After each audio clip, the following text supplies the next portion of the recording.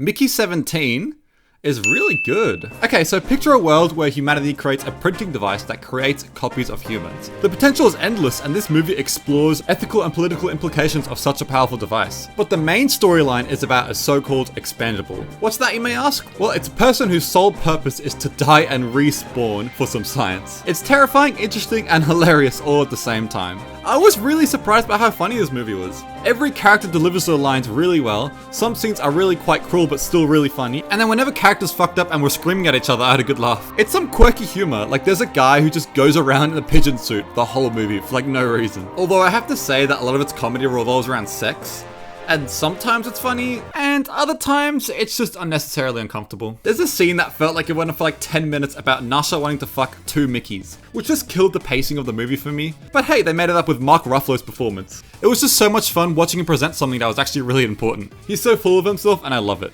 He's also funny in Poor Things, which I really didn't expect of him, and honestly he's grown to become one of my favorite actors. And speaking of favorite actors, Robert Pattinson is amazing in this movie. Whenever both Mickeys were on screen together, I could immediately tell which one was which. Even when they were wearing the same clothes, simply because the body language and personality was so distinguishable. It's some seriously impressive acting. He has 3 movies coming out this year, plus he's going to be in Christopher Nolan's The Odyssey, and you just love to see a genuinely likable guy doing so well in his career after an interesting start to his career. For me, his character is the best part of the film. Mickey number 17 in particular was a character who's just so easy to root for. He's such a fucking loser and pushover, and you just feel bad for him, and watching 18 go off at him was so funny. And watching both Mickeys go through a character transformation at the same time was really interesting to watch. You could easily argue that the best characters in the film are played by the same guy, which is why for me he deserves to get at least an Oscar nomination this year. Another thing I didn't expect at all going into this movie was the world building. I thoroughly enjoyed it. They dedicate quite a bit of time exploring the history of this printing device and how it just fucked everything up. And also the movie does a great job of how expendables are treated. Everyone treats them like shit, and it makes sense since they just respawn anyway. But most of all, I love the alien planet they go on. Those little aliens are so adorable, but also threatening as fuck at the same time. They really show off their intelligence as well. Honestly, 10 out of 10 world building. If we ever get some sort of sequel or spin-off, I wouldn't complain because I'd like to know more about this world. But this movie definitely isn't perfect, as there's some stuff that I didn't like that much. I get the relationship between Mishi and Nasha is supposed to be comedic, but I'm not joking when I say they barely have any meaningful moments together. It's mainly just sex and exposition. And so because of that, I never really cared for her. She's still overall a fine character, I just wish they did more with her.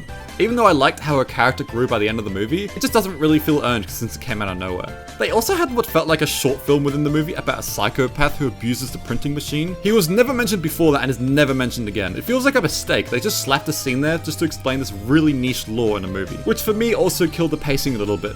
Actually, I take it back, the world building is like a 9 out of 10. Alright, so from this point forward, I'll be talking about spoilers. So if you haven't seen the film and you want to watch it, click off the video now. So, I loved the final 20 minutes of the film. Watching Mickey 18 sacrifice himself at the end was such a fulfilling character arc for him. I didn't want to touch on the creepers too much before the spoiler warning, but oh my god, they're awesome. I really like how the humans are the aliens in their eyes, and yet they're just so chill about it. Although they threaten the entire human race with a special ability that didn't even turn out to be true, which really reflects their high intelligence levels. Although this movie has some really lazy writing at some points. From what I understood, no one knew these creepers could communicate, and yet a science girl quickly crafted a translator that lets humans communicate with them. I know it's a minor nitpick, but I really hate it when movies use comedy to hide bad writing. And this is another small detail, but I really like how the hottest chick on the spaceship was hitting on Pattinson, and he rejected her, so by doing so he stayed with his girlfriend, who by the way ended up becoming like the most important person on the ship. Proving that yeah, loyalty is the right thing. So I don't know, I just really like that part of the movie. So yeah, I'm giving this movie an 8.5 out of 10. Whilst I can acknowledge its flaws, I still loved it, and it's up there as my favorite film of the year, along with Nesha 2.